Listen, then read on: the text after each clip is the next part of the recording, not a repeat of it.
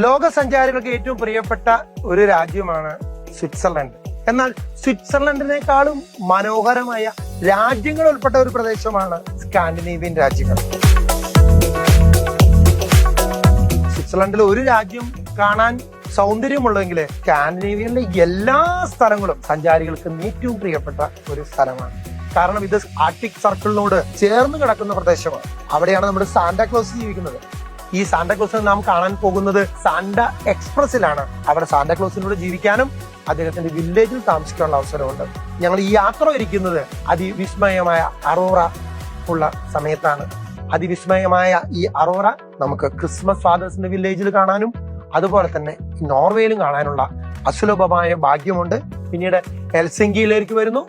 ഹെൽസിങ്കിയിലെ യാത്രകൾക്ക് ശേഷം പിന്നീട് ഉള്ള ക്രൂയിസ് യാത്ര സ്വീഡനിലേക്കാണ്. സ്വീഡനിൽ നിന്നും നോർവേയിലേക്ക് വരുന്നു. നോർവേയിലെ അതിസുന്ദരമായ ലാൻഡ്സ്കേപ്പുകള് Bergen, Oslo, Geilo and Flam, fjord. സ്വിറ്റ്സർലൻഡിലെ മഞ്ഞുപാളികളുടെ ഐസ് യാത്രയെക്കാളും അതിസുന്ദരമാണ് ഈ ഫിയോഡിലുള്ള യാത്ര.